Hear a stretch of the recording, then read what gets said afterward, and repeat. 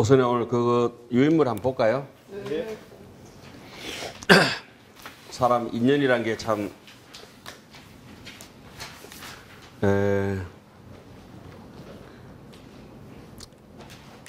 깊은 것 같기도 하고 그런 것 같기도 해요. 제가 어느 해인가 미국에 또 갔는데 카네기 홀에서 무슨 공연이 있어서 카네기 홀에 갔더니 저하고 제일 친하게 지내는 스님이 해인사 행자 도반이기도 한데 카네기 홀 엘리베이터 속에서 둘이 만난 거예요. 그래 재수가 없어도 그만이 없을 수가 있네. 딱 맞는데 엘리베이터 속에서 그 이국 땅에서 만났다니까. 참 해인사 행자실에서 늘 같이 지내고 또 친하게 지내고 하는 스님인데. 근데 이 책, 이 글은 어제 문득 생각났던 게 그게 있습니다. 여기 저기 우리 보사님도 그때 저하고 같이 가신 분들이 계세요. 오대산에 하암순례를 갔다 왔는데 중국 오대산에. 근데 엊그제 그 부산서 행사를 하는데 어른 선생님 모시고 갔다 차를 따르는 처사를 딱 보니까 앞면이 낯이 익은 처사예요. 반갑습니다. 서로 인사했더니 스님 저를 기억하시네요. 스님 반갑습니다. 저를 아세요? 그러니까 그렇게 한 열흘 동안 중국 오대산에 같이 있으면서 우리 가이드 해주시던 분이라. 가이드를 얼마나 잘해주셨는데 제가 기억을 못하면 합니다. 이렇게 놨던데 코로나 시리즈가 되고 그러니까 여행객이 다 끊어졌잖아요. 조선족인데. 그래서 한국에 들어오셨는데 그 스님, 그 처사님의 그 집사람 되는 언니가 운문사에 출가해가 있는 스님이에요. 아는 스님이다. 그래 그 스님의 저 같은 스님의 상자기도 하고 이래가지고 인연이 그렇게 많이 연결돼가 있더라고요. 그런데 지금 여러분들께 오늘 나눠드린 요 시가 그 우리 오대산에서 엎조리고 댕기던 그 시예요. 이게 오대산에서 해초 스님께서 그 해초 스님 있잖아요. 해초 스님. 그 해초 스님께서 그 왕오천주 국전이 아니고 뭐죠? 왕오천주 국전이죠. 오천주 국전. 무식해가지고 왕오천주 국전하는데 왕은 같다 이 말이고 오천주국 그죠? 네. 왕오천주 국전이 정답인데 한문이 덜 떨어지니까 맨날 왕오천주 국전이야. 왕오천주국 이래야만. 그 제가 이 시를 보면서 한시가 이렇게 아름답기가 참 힘든데 마치 그거 뼈아리 솜사탕 만지듯이 그런 기분이 들었어요. 한시를 얼마나 그러니까 왕오천주 국전을 썼겠죠. 글솜씨가 굉장히 빼어나고 원효스님 글하고는 또 달리 아주 문학적이고 아주 탁월했던 그런 느낌을 제가 해초 스님께서 열반하신 건각사에 들려서 이 글을 엎조리면서 늘 휴대폰을 들어받아 보고 이랬던 시입니다. 그래서 오늘 이제 부산서 출발하려고 하는데 메시지가 왔어요. 노스님께서 그 일일이 바느질을 다 하셔가지고 공양을 손수하신다고 하길래 얼마나 그러니까 차 시동 걸어놨다 다시 들어가가지고 이것을 이 한 장이라도 좀 전해드려야 되겠다 싶었어요. 그리고 시가 갑자기 해석이 달라져 버렸어요. 요대로 다니는 게 아니고 제 감정이 이제 썩 쓸려 버렸어요. 노스님께서 이제 연세가 이제 지만하신데 거기에 대한 느낌이 이 시를 보면서 또 중이 또 다르게 생각이 되더라고. 그래서 그거 이제 뭐 제 생각이니까 염두에 담아둘 필요는 없어요. 근데 저는 이렇게 시를 뭐 해초 스님께도 그런 생각으로 쓰지는 않았었겠지만은 신라 땅으로 오시고 싶어도 못 오시고 나중에 이제 노구를 이끄시고 중국 오대산에서 열반하시잖아요. 그때는 뭐 비행기가 있나 배가 있나 차가 있나 아무것도 없어요. 올 길이 없어요. 그때 하면 제가 생각해 보니까 다리가 아파서 못 오신 것 같아요. 이때는 지금 인도에 계실 때 썼던 시 같아요. 월야의 처음 향노라 달빛은 휘영청 밝은데 고개 들어서 저 먼 길 신라 땅을 바라본다. 이런데 의미가 전혀 다르게 온 거예요. 이제 달빛이 환한 이게 중노릇 하면서 평생 우리가 절집에 부처님 달빛이 환한 여기서 우리가 일생을 우리가 살잖아요. 사는데 우리 고향길이라고 하는 본래 면모 본지 풍광 본각의 세계 예 성정 본각의 세계를 내가 아득히 바라보는데 부평초 같은 내 신세여. 부는 삽삽기라. 자, 우리가 뜬구름 같은 그 경어스님 시보면 그게 참 많이 나와요. 부생이라고 많이 써요. 부생. 뜬구름 같은 인생살 있잖아요. 우리 부평초 하잖아요. 부평 같은 내 신세 하듯이. 어떻게든 인연이 있어서 이 금성에 와가지고 떠도는 구름처럼 떠도는 부평초처럼 그렇게 마음의 일심에 뿌리를 두지도 못하고 돌다가 그 생각이 쑥 드는 거예요. 이 시를 보니까. 만개 내 생각이 개입된 거예요. 근데 그 생각은 뭐 저는 제 쪼대로 해석하는 거예요. 그냥. 부는 삽삽기라. 이 삽삽, 우리가 사변백수로다 해가지고 치문할 때 배운 바 기억나죠? 근데 이걸 갖다가 어떤 사람들 글을 잘 모르니까 입기라. 삽풍이라고 하든지. 뜬구름은 제가 이제 바람결에 찬찬히 이제 흘러가는데 함서 편지글을 써가지고 참 붙여본다. 그 편에, 가는 편, 인편에 저 뜬구름이라도 고향 소식 내어 있다고 편지를 붙여보려고 하는데 우리가 어떻게 이제 항룡원 같은 데 이렇게 조각조각 앉아가지고 나라도 그 부처님한테 내 소식을 한번 전해볼까 싶은데 풍급의 불청해로다.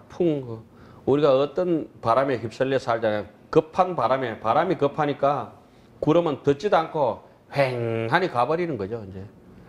예, 우리가 구름 같은 이 뜬구름 같은 우리 인생이 조그만 이익이나 조그만 손해나 남의 칭찬과 헐뜯음의 그런 팔풍이라 하죠. 이세해의 칭기고락이라고 기신론에서는 그렇게 얘기하죠.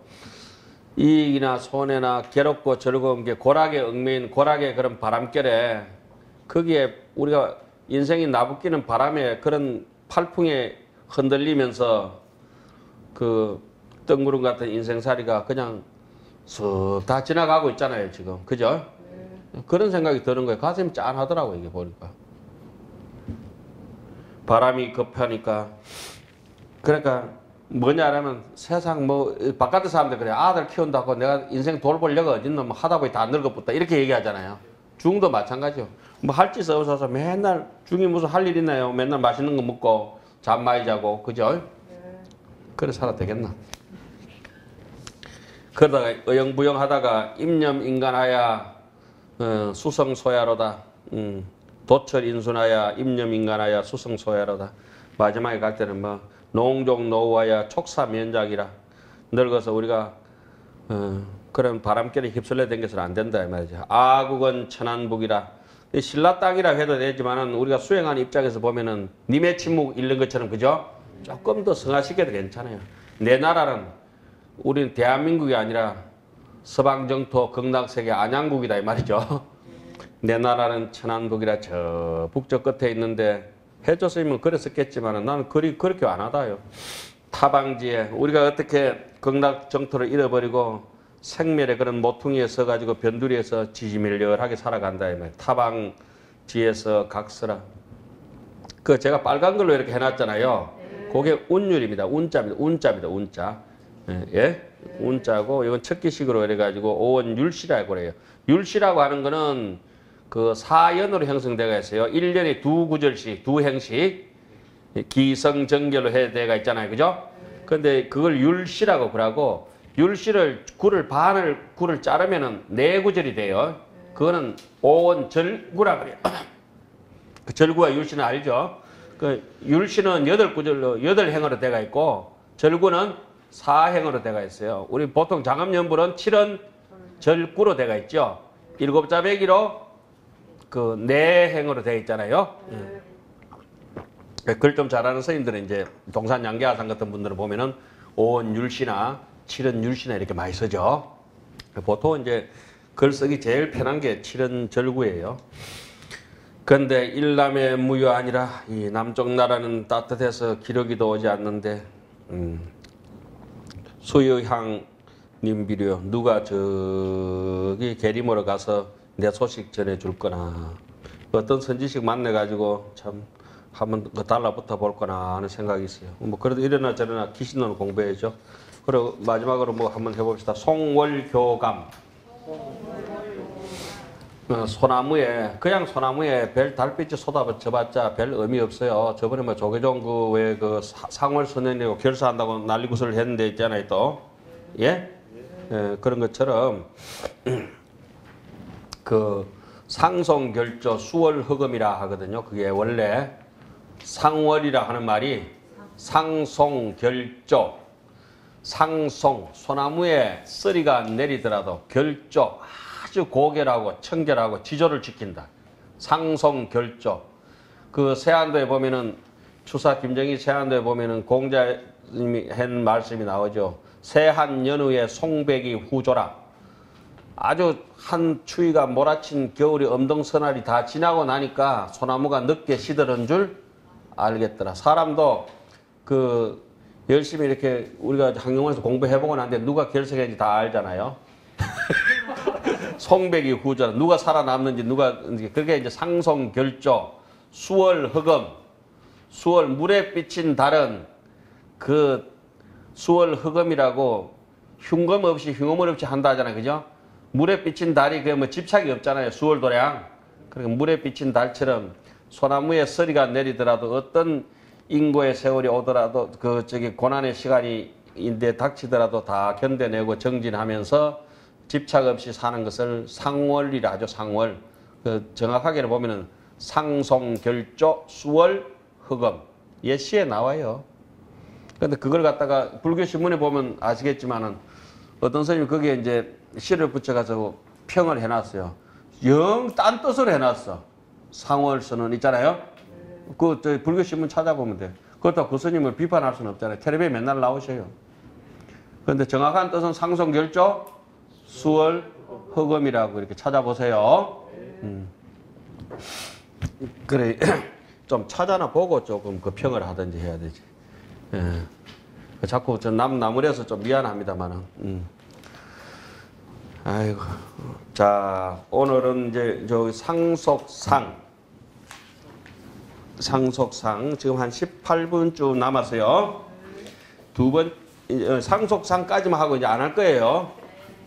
주무시지 마세요. 그래 지난 시간에 3세를 짚어봤고 그다음에 지상이라고 하는 거 있잖아요. 그 지상애와 불애 이것도 우리가 건드릴 수 있는 입장이 아니에요. 내가 좋다 싫다 해가지고 바깥으로 나와서 좋다 싫다는 한참 저 밑에 얘기예요. 그 탐진치가 일어나서 하는 얘기인데 그때는 또 저 밑에는 자 읽어보세요. 삼업이 벌어지게 되잖아요.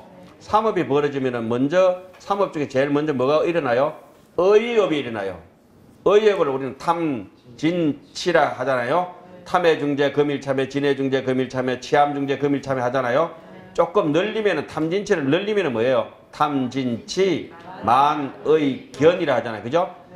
탐심, 진심, 치심과 그다음에 그 교만한 것과 의심하는 것 요걸 오둔사라 하고 조금 견이라고 하는 것 늘리면은 신견, 병견, 사견, 신견, 병견, 사견, 견치견, 개검치견, 오견이잖아요. 요게 이제 이 10가지가 근본 번뇌예요.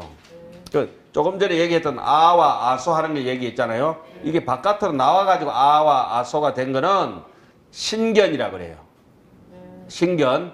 그 탐진치, 그러니까 생주 이멸 중에서 이상에서 생각이 변질되는 이상에서 나온 그 신견을 바깥으로 나와 있는 아와 아소라 하고, 이건 지금 아까 했던 거는 뭡니까? 주상에서 애와 불에 있어요. 그죠? 주상에서 아와 애와 불에는 아래아식에 기대가지고 안쪽에서 이미 신견이 있다 이 말이죠. 안쪽에서 아와 아소가 있었잖아요. 자, 씨앗이 하나 있으면은 달걀이 노란자 흰자가 이미 갖춰져가 있으면 나중에 자라면은 닭발이 되고 닭다리가 되고 닭날개가 되고 뭐 이렇게 될 거 아니에요. 예? 그거는 바깥으로 나와 있는 분별 사식 상속식 여기서부터 얘기해요. 의식이. 비유하자면은. 그런데 그거는 달걀 이전 소식이에요. 그 달걀 이전이라도 눈, 코, 입기가 다 있어요. 거기에. 아가 태아 중에 있더라도 눈, 코, 입기가 심장이 다 달려가 있다고요. 그죠? 그렇지만 바깥으로 탄생해가지고 있는 거는 여기 상속상부터고. 예? 몸으로 보면은 육신이 바깥으로 출생해가 있는 거는 상속상부터라. 저기 육신이 아직 엄마의 자궁 속에 있는 상태는 지상까지다 이 말이에요. 그죠? 이해 가셨죠? 그러니까 자궁 속에서 태어나지도 않은 상태를 우리는 본래 무일물이요. 예? 그때 눈, 코, 입기는 없지만은 씨앗이 안에 그 자궁 속에 잉태한 것은 아래아식이에요. 이해 가십니까? 이해 가셨어요? 그런 상태예요. 그 뭐 이해 갔다 해서 알 수 있는 건 아니에요, 사실은. 할 수 없이 비유하자니까 그렇게 할 수밖에 없어요. 그러면 이 상속상은 바깥으로 출생한 거예요. 생각이 나온 거라 이 말이에요.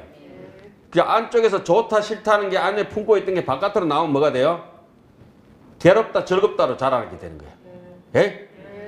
괴롭다 즐거움이 피어나는 상태가 이게 상속상이라 그러고, 괴롭다는 생각이 일어나고 즐겁다는 생각이 일어나는 생하는 상태를 상속상이라 하고, 이걸 받아들이는 상태를 집치상이라 그래요.